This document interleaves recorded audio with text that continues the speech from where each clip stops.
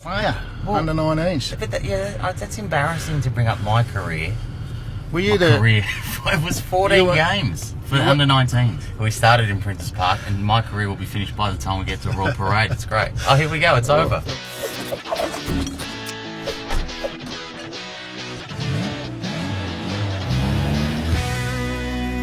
They're a great club. Collingwood. Yeah, they've given us two of the best days of our life, as my old mate Macca always says. So, what was that, 79 and 81, I think, wasn't it? They were pretty good days. 132 games, 170 goals. Ken Sheldon. Yeah. It's great to have you here. Thank you for doing this. Oh, thank you, Sam. How big a shock is that first pre-season? Senior pre-season at Carlton.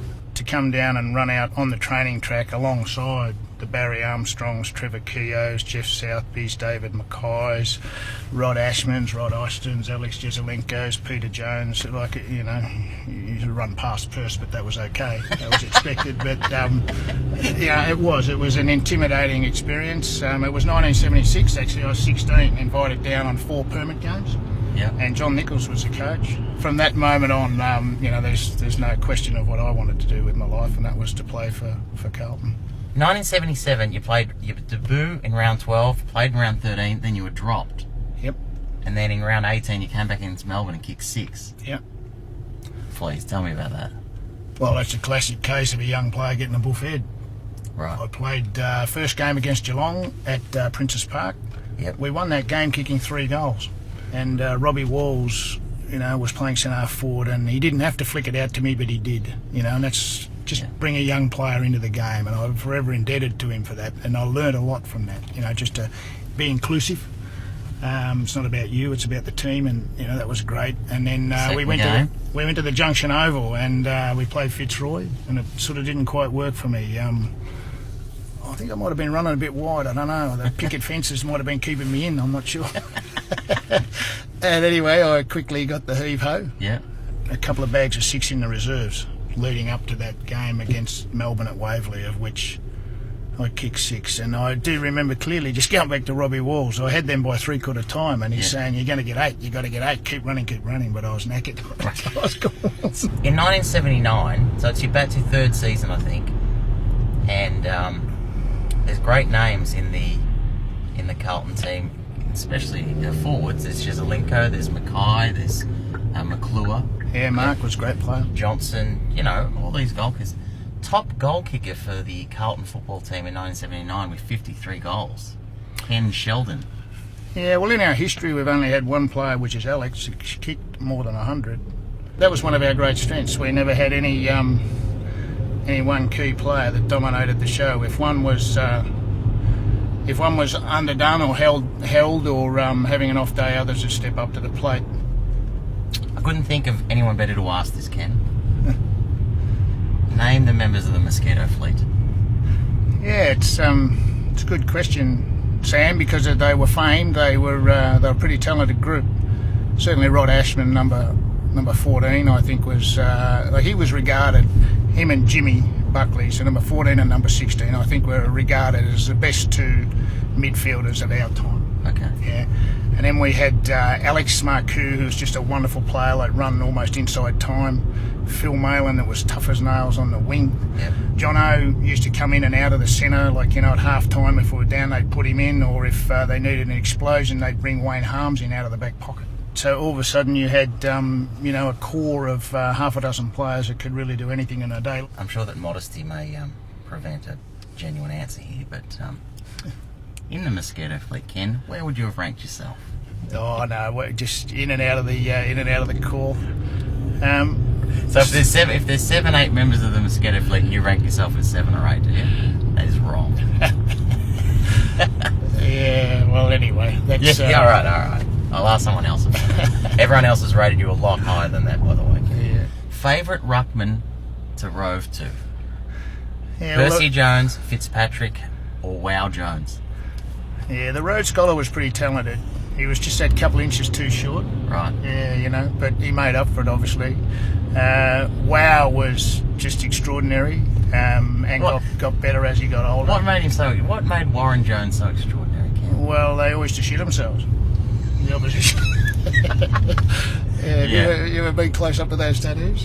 Jeez. And Percy was he was a deft tap ruckman, Right. but he was at the end of his career when we were starting. Like his last game was the grand final of 1979. Yep. Harry Madden come along. Yeah, you had a couple of years of Harry. Yeah, well, we had to carry him, but he did kick 5 in his first game. Oh, he told me that. Yeah, oh, did he? Yeah. And you had to play well against Collingwood, Richmond, Essendon, and as time went on, Hawthorn, who've probably been the most successful side in the last 50 years, got into that group. The rest, you just had to do enough to stay on the side, really, but they really wanted big performances out of you against those 3-4 clubs. Yeah. At Princess Park and particularly at the MCG in the finals. That was it. That was the mantra of Carlton as I was inducted to it and understood it, and that's what I tried to deliver. What happened at the end of '86? Again, just you the and club. Wolsey, all right? Get along all right? Oh, No. Rob was a wonderful coach. It's not his fault. It's my fault more than anything. He's just bloody 26 and know it all. So that happens. There was a clash of personalities? more my fault than anything else. So that's okay. And plus Robbie wanted to 26. He left to Carlton at 26. yeah. I made a couple of errors there, Sam. I reckon on reflection, but that's okay. You learn from those things. Should point out that we are currently stuck in traffic at 10 minutes to 10 on a Wednesday morning. Harms fires at the goal, but he's off target. It's rolling towards the boundary line, and Harms almost makes ground. Taps it back to Sheldon. It's a goal. Yeah, it's a magic Sorry, moment. it just makes me so happy. Yeah. Peter Landy, that's a good call. Yeah. In those days, to win flags, you've got to have great belief in not only your own ability, but also that of your teammates.